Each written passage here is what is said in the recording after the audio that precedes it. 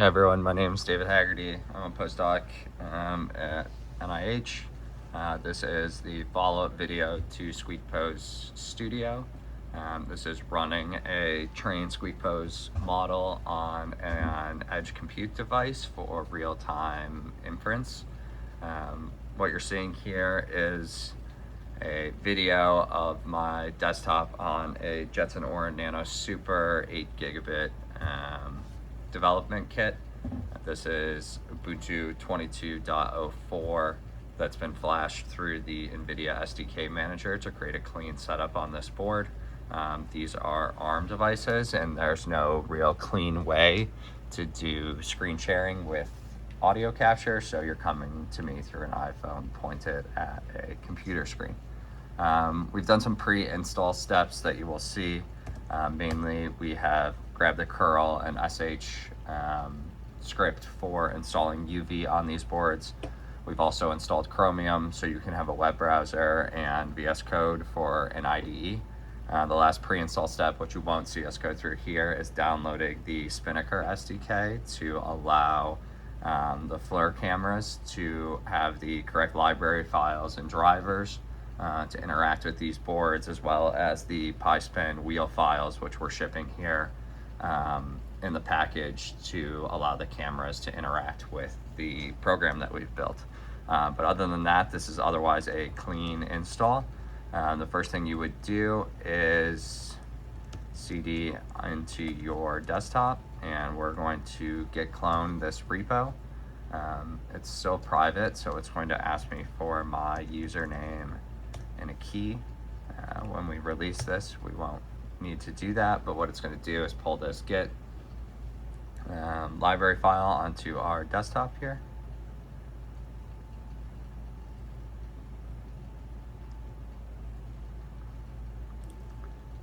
You can see SqueakView now shows up. This app is a little bit more convoluted than SqueakPose Studio for many reasons, but we need multiple virtual environments to stream the data from the camera and inference over different sockets to use the deep stream libraries that NVIDIA ships with these cameras. So how we set this up is we're going to open VS Code.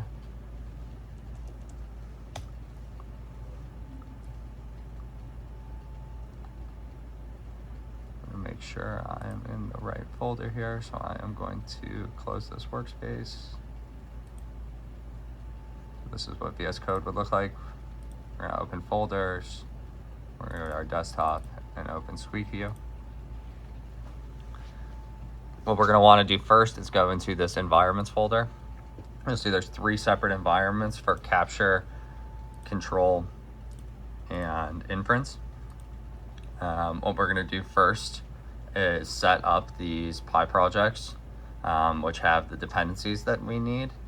So I'm going to open a terminal here. I'm going to cd into environments. If we list this, we'll see, we'll do capture first. And then what I have up here is what this is going to run. We're going to UV sync this environment.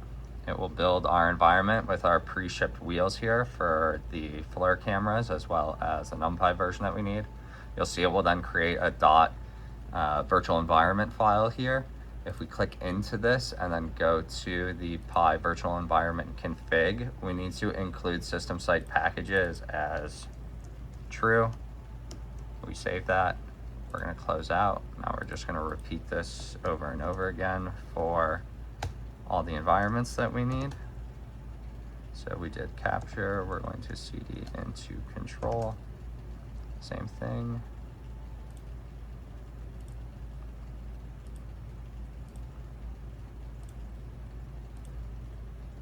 You can see this is the GUI, UV sync, same thing. Into the environmental control variables, change that flag to true. cd ...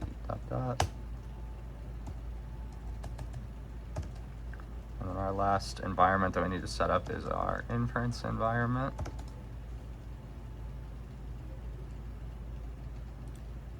See the dependencies here. Sync here. Change this last flag to true. I'm going to back out now to the root here as well. You'll also see that we have a build engine folder. This is for implementing your own models that come out of SqueakView Studio. When you use a deep stream environment, what you're doing is exporting your model to an Onyx format, and then you're using TensorRT, which is a library that NVIDIA ships to essentially re-quantize your models at floating point 3216 or INT8 accuracy. You need to rebuild these files to use them. If you just want to use the mouse house as we have set up and shown on the GitHub repo as well as in the paper, we're pre-shipping those models that have already been quantized in FP32 and FP16. So I'm not going to walk through that process of building these engines right now, but I will set up the environment for you as well too. So you can see that this environment will be a little bit more involved. I'll open the Pi project here. It depends on Ultralytics, PyDS, which is a C++ wrapper for the deep stream environment on the Jetson Aura Nanos, and some kernels and IP kernels for using the build engine interactive Python notebooks. But similarly, we're in this environment. We're going to type uv sync, and it will install everything here as well too. We're going to go to this virtual environment and change that last flag to on. If you don't change this flag to on, when you try and run these programs, you'll likely see an error message that says it can't find GI, which is a parser for drawing and displaying the video feed and inferences live. So if you run this and these flags are set to false, not everything will blow up, but you won't see your video feed, and you'll see in the terminal an issue. So we're going to go back to the root of this folder here, and if we type uv run SqueakView _GUI.py, we should get a log for the current session that we're showing. The SqueakView Studio will come up. The first thing you will get is a config menu. I'm going to get rid of all of these things that will allow you to configure this. This is your camera dimensions, so 1440 by 1080, we're running the full sensor. The FPS here is the view FPS in the viewer. The pixel format is mono 8. We're using grayscale cameras here because we're going to record in light and dark situations, so it's just nice to have a constant grayscale. The enable camera trigger is using the TTL pulses generated off the Arduino to actually control the camera, so these cameras aren't being free run. Every TTL pulse is logged for the onset and offset of the square wave and saved in the config or in the output run folder for strict time alignment from your data on the back end. This is the camera exposure in microseconds, and then the Arduino FPS is the TTL rate that the Arduino is going to send out. You can run these at 60, you can run these at 120 FPS on these cameras, but when you change these variables, you want to make sure that they match. For the demo here, we're just going to run at 30 FPS on both. We want to enable the serial logging off of the Fed3 board that's running the actual sort of behavioral code. So like in this example, this is FR1 on the left nose poke. When those events happen, they send serial print statements over to this program that sort of integrates them with the video camera feeds, so you can align all of your events in post time correctly. We have this enable YOLO inference using this deep stream pipeline on. I'm going to turn on drawing the skeleton overlay. There'll be a mouse ID, so we can just create a test1 folder and then the port in which the serial data is getting streamed over at the baud rate that it's doing so. In the deep stream config, we need to pass it a model text file. So this will open up the deep stream YOLO folder within our directory, we want to go to configs, and then you will see a series of 3 text files as well as some templates if you want to build your own. I'm going to run the 16 floating point quantized engine here, so we just double click this file. It will load this. We don't touch the shared socket for the camera, and then the bit rate is the rate at which you're going to record these videos. If I click OK, it will open up this live GUI. In the top right here, you will see the current RAM, GPU, CPU, and disk space that's available on your device. Underneath it, you will see your configs that you set up sort of printed out here. If you click configure here, it will go back to that first GUI that we just showed you. Start recording will start your experiment. We have a skeleton on and off button, which you will see changes the overlay of the live video preview feed, and the stop recording button to end your experiment. Underneath this, we have a behavior dashboard. So this is reading all of the timestamps from the actual sort of behavioral controller underneath.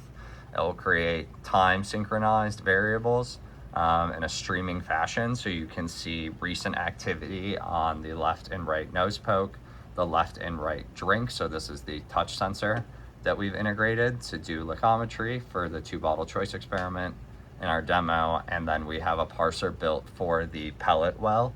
This is just an IR beam, but what we're doing is reading in the latest motor turn variables to see if there should actually be a pellet in the well here, or if the animal is just checking an empty well when the pellet shouldn't be delivered. And we can sort of split those out and show you these variables across time.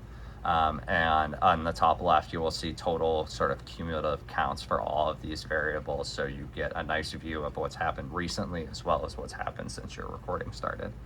In the top left, you'll see your live preview when I start this experiment, but what this will show, and you open this GUI before we start anything, is an idle trigger, what your current camera setup is, what FPS you're triggering at, and what bit rate you're recording your video at.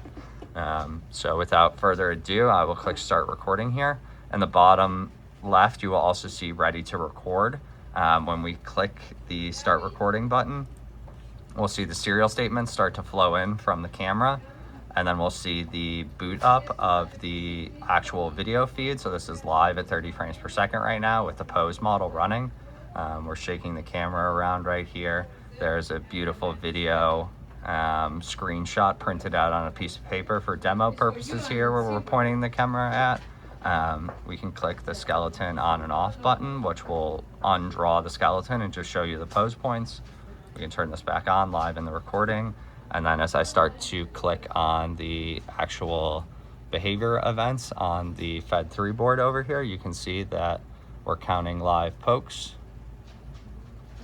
We're counting live drinks on the behavior, time synchronized correctly. And we can also poke on the left, which is FR1, which will turn the motor.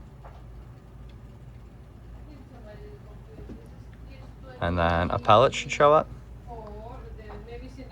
A pellet should be removed, and now we can show that when the motor doesn't turn and you poke in the pellet well, you'll see well checks being registered as well. I'm going to shut this recording down. It will clear and save all of my data here. I'm going to close the GUI here, which will stop the program from running. If we go into SqueakView now, we can see that we have a runs folder. There will be logs, which are the essentially serial print statements that the back end of the program is using to analyze all your data. These are very helpful if you have some errors that you need to debug. But you'll see a folder created. I created the mouse ID as test_1_, and then this is the date time from the system of when you start your recording. If we click into this, you will see that you have a camera settings JSON that take everything in your config GUI and print it back out. We will get a raw MP4 of the video stream that I just showed you. This will play in a seekable. These have no of the inference overlays on them from the live GUI that you've seen, but it's very easy to create and post. This skeleton toggle text file will just show you that you started the experiment with the skeleton toggle on. Serial CSV is all of the serial statements that were read in. You'll see this acknowledgement that you started this experiment at 30 FPS. And then what you will see is all of the high and low events for the TTL triggers. And all of these get recorded to the serial so we can do post-event alignments. We can see the performance stats as well, which are the timestamps and the streaming FPS. The first couple of seconds of this will look weird because what we're doing is showing this in rolling 5-second bins to create averages. But you have your streaming FPS from your camera, the inference FPS, as well as the latency in milliseconds for how long it takes you to do your predictions.